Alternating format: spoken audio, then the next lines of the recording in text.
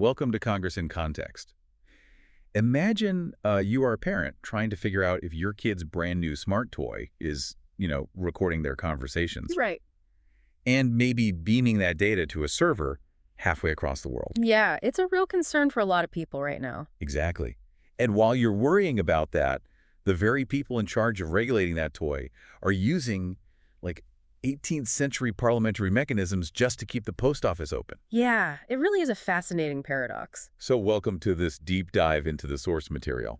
If you're joining us today, you're probably trying to make sense of a legislative landscape that can often feel like just a massive tangled web. Because it is. What's fascinating here is how these parallel tracks of high-tech legislation and, routine administration, how they reveal the actual gears of the legislative branch. Yeah, and our mission on this deep dive is to isolate those underlying processes. We want to slow them down and examine how recent policy shifts are actually functioning in reality. Right, looking at how the rules, the votes, and the committee markups translate into the daily operations of the government. Because having a grasp on those primary texts is always a good idea when we get into the weeds of congressional procedure. The headlines rarely tell the whole story. Exactly. Before we jump into the deep end, though, a quick housekeeping note.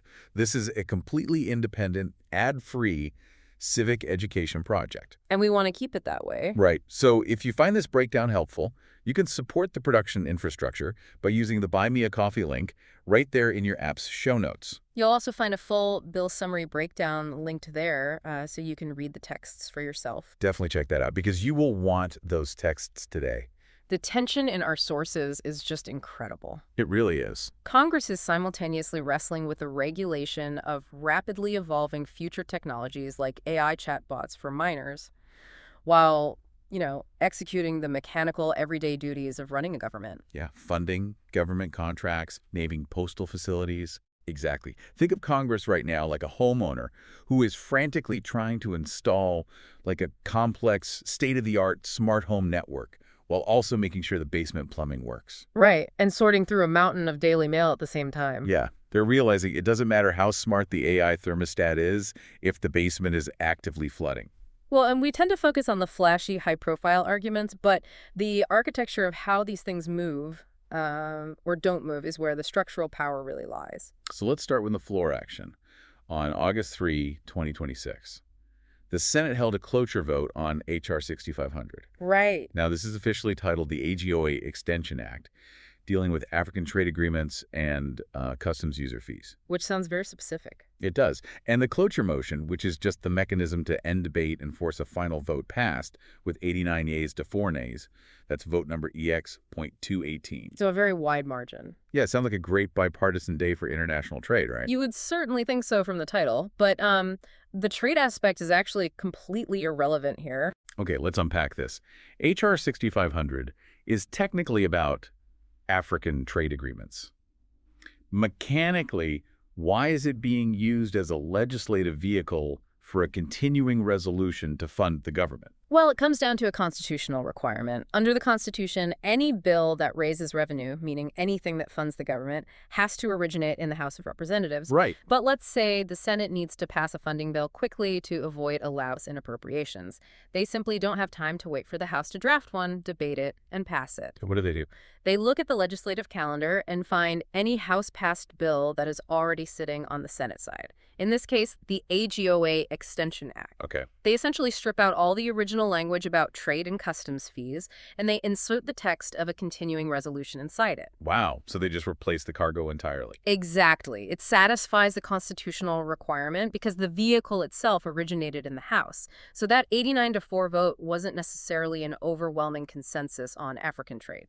It was just a necessary step to overcome a filibuster and keep the government operational. Precisely. So while they were managing that vehicle just to keep the lights on, the Senate also officially passed a few other notable, highly specific bills. Yeah, they really pivoted. They passed S-289, the Youth Poisoning Protection Act. This bans the sale of highly concentrated sodium nitrate to individuals. Which is a very serious piece of legislation. Sodium nitrate is commonly used as a food preservative, but in highly concentrated doses, it can be lethal. Right. By structurally banning individual sales, they're trying to cut off the supply chain for self-harm without disrupting the commercial food industry. It's incredibly heavy. And then in the very same session, they moved to S3977, the Bankruptcy Threshold Adjustment Act of 2026. Right. This modifies eligibility rules, specifically reducing the debt limit threshold for small business debtors to $7.5 million, provided 50% of that debt arises from commercial activities. Yeah. Why does that matter to a small business owner? What does changing that threshold mechanically do? Well, it dictates how a business can reorganize if it goes under. Under a certain threshold, small businesses can use a streamlined bankruptcy process. Okay. It's known as Subchapter V. It is faster, it is significantly cheaper, and it allows the owners to maintain control of their operations while they restructure. As opposed to a traditional bankruptcy. Right, where legal fees can just consume a small shop entirely. By adjusting that threshold, Congress is structurally throwing a lifeline to local businesses dealing with high operating costs. That makes perfect sense. And speaking of everyday issues, they also passed S2666, the Foreign Robocall Elimination Act. Oh, yes. It directs the FCC to establish a task force on unlawful robocalls, which is something I think everyone listening can appreciate. Definitely. It highlights a real jurisdictional limitation. The FCC can aggressively fine domestic companies for spoofing caller IDs, but their authority basically stops at the border. So when those calls originate from overseas, it becomes a massive diplomatic and technological hurdle. Exactly. The task force is a mechanical attempt to figure out how to bridge that gap. Meanwhile, over in the House, they met briefly, introduced 31 public bills, and filed an ethics report. That's HREP 11-756 regarding Representative Chuck Edwards. It's a perfect snapshot of a typical day. Massive procedural maneuvers to fund the government happening alongside these very specific policy adjustments. But if the floor is where they deal with the immediate plumbing issues, the committees are where they are trying to sketch out the blueprint for that smart home we talked about earlier. That is exactly right. Let's shift our focus to the committee level. A distinct bipartisan dynamic is emerging around technology, artificial intelligence, and minors. Yeah, the Senate Commerce Committee has a massive block of tech-focused legislation slated for markup. Let's look at the actual bills. S737 is the SCREEN Act. This mandates technology verification measures to prevent minors from accessing pornographic content. Right. And it specifically permits the collection of IP addresses to verify user locations. Which immediately sets up a very complex privacy debate. Oh, absolutely. If platforms are mandated to track IP addresses to keep kids out, aren't they simultaneously building an enormous database of user locations? Precisely. Privacy advocates point out that you are creating a repository of sensitive data. Proponents argue it's the only mechanically viable way to enforce age restrictions online. It is a fundamental policy trade-off. Mm. And then we get into the AI-specific regulations, which are just fascinating to think about structurally. Definitely. We have S4199, the Youth AI Privacy Act, and S4407. These require deployers of AI chatbots to explicitly disclose to minors that they are not interacting with humans. Right. They mandate wait time features and require verifiable parental consent and family accounts for teens. And don't forget S5171. Yes, the Children's Artificial Intelligence Toy Safety Act.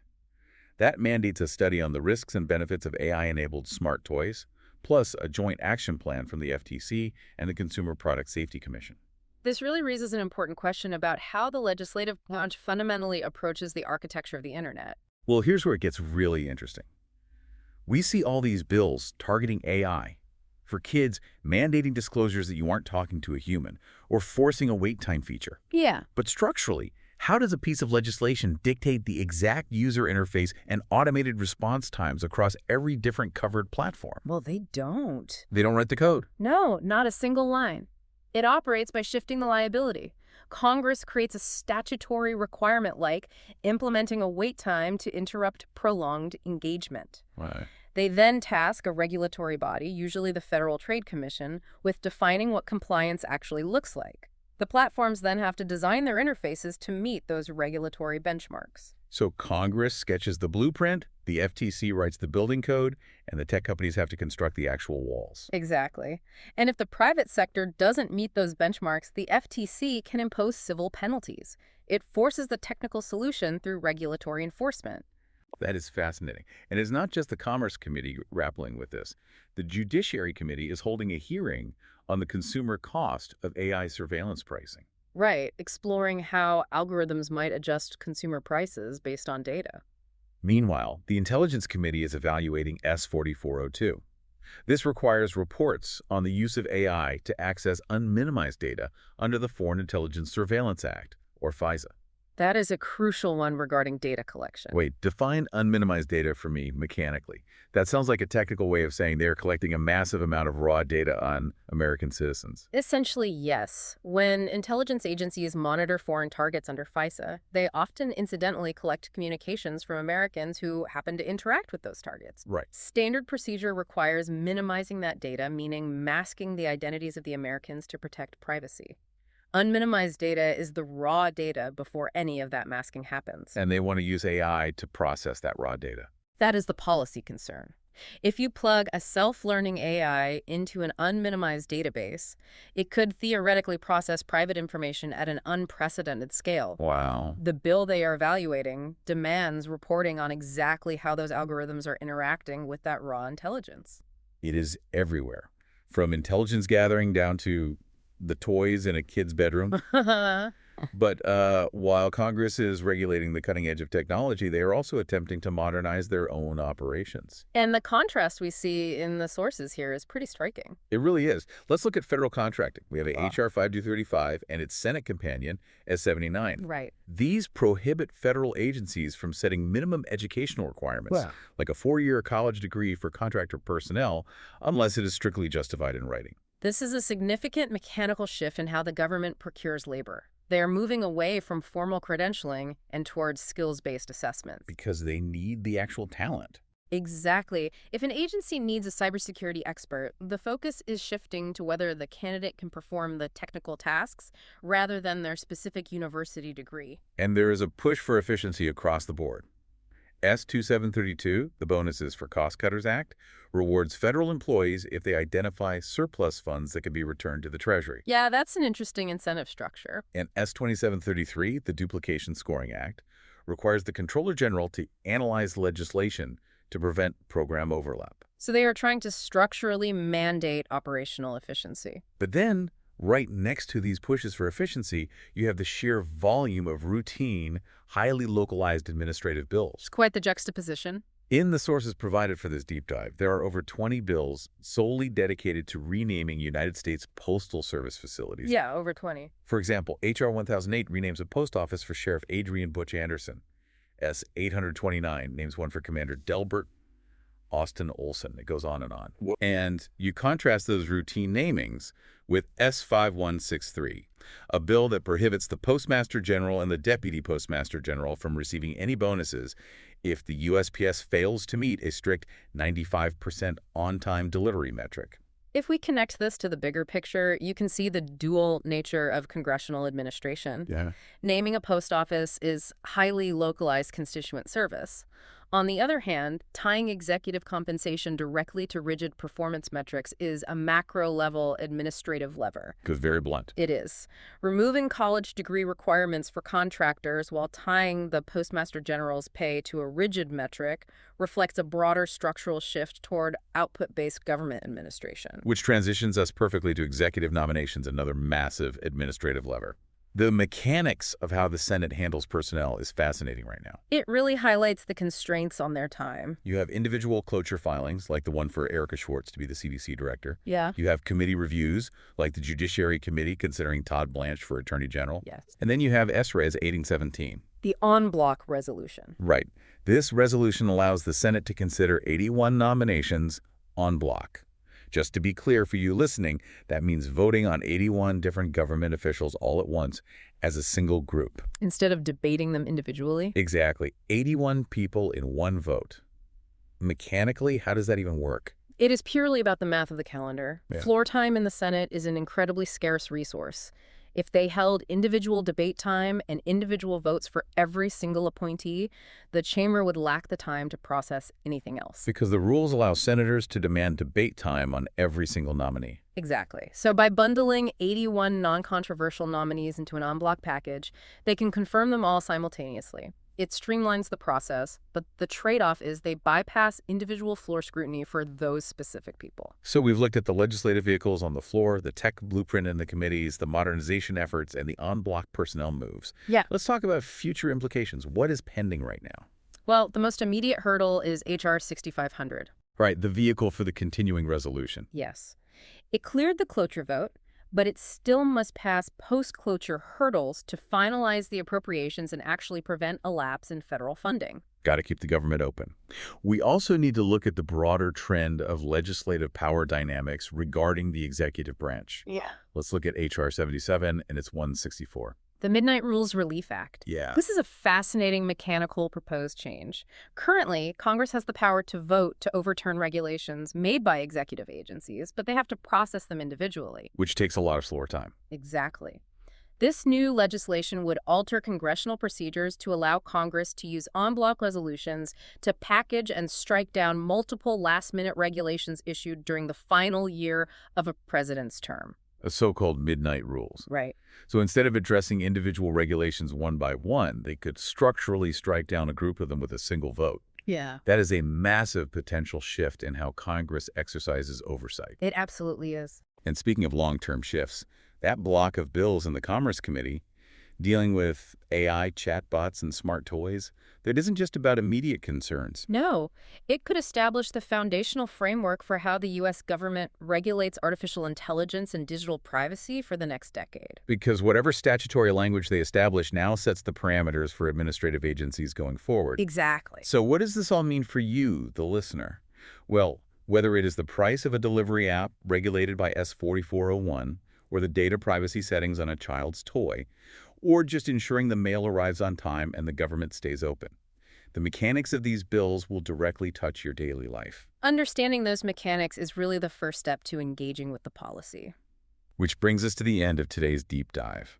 We want to express our sincere gratitude to you for engaging with civic education. Yes, thank you for listening. And to keep this resource ad-free and sustainable, you can use the Buy Me a Coffee link in the episode description. And we highly encourage you to take actionable steps. You can use congress.gov to read the actual texts of the bills we discussed today. And you can track how your specific representatives vote on these roll calls. Contact your representatives regarding upcoming issues. Definitely. For instance, if you are tracking healthcare, watch the Budget Committee's hearing this week on the reality of Medicaid. Or, if you are interested in data trends, check out the Indian Affairs Committee's hearing on the exponential growth of prediction markets. Participating in a democracy goes far beyond just voting. It includes tracking these committee markups and understanding the structural mechanics of policy. Absolutely. We will leave you with this final provocative thought to mull over. If you look at the source material provided for today, you will see the Great Seal of the United States. Right, featuring the eagle and the shield. Yeah, a symbol of 18th century institutional design. Today, we watched Congress rely on centuries-old mechanical processes like cloture votes, en bloc resolutions, and committee markups to try and regulate 21st century self-learning algorithms and AI chatbots. It's a huge contrast. As Congress uses these traditional tools, is the deliberate structural pace of our legislative process inherently mismatched with the speed of technological evolution? It is arguably the defining administrative challenge of our time. Something for you to explore on your own. Keep asking questions, and we will see you on the next deep dive.